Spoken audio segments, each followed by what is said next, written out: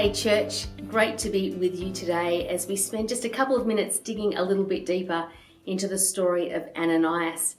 We read about him in Acts chapter 9 as part of our sermon this week, and he's an ordinary guy who is part of God's extraordinary plans. We see as he listened, as he obeyed, and as he loved, he had a tremendous influence and impact on the story of Saul, who we know then became Paul and who was one of the great people in the New Testament. And there's lots of different things that I've really picked up out of this passage, but one of the key things that I was wondering about is why didn't Paul's ministry start as soon as he had this experience with Jesus on the road to Damascus? So he has this amazing spiritual experience where he's blinded by the light and he has this conversation with the risen Christ, and he becomes aware of just how wrong he has been.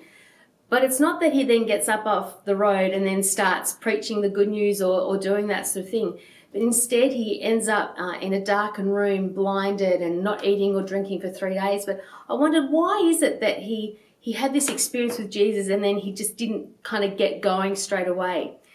And I love the grace and the goodness of God in this story as we see Saul and Ananias interacting. And so Ananias comes and he puts his hand on Saul and he says, "Brother Saul," and there's this sense of, God meeting them in that moment.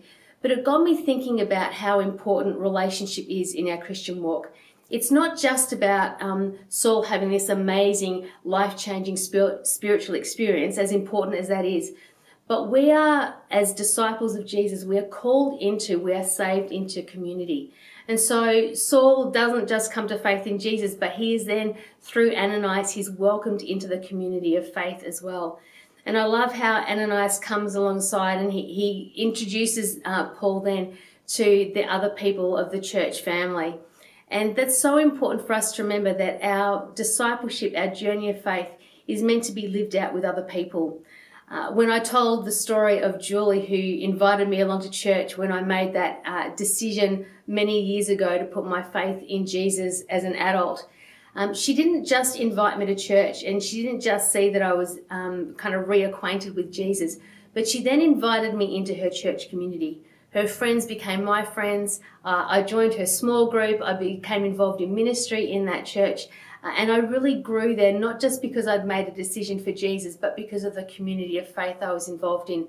And so Julie was a big part of that. And so I wonder for you today, as you think about reaching out to the people around you, who can you be inviting into community? If you're in a small group, when was the last time you invited someone to come into that kind of a place and be part of that community?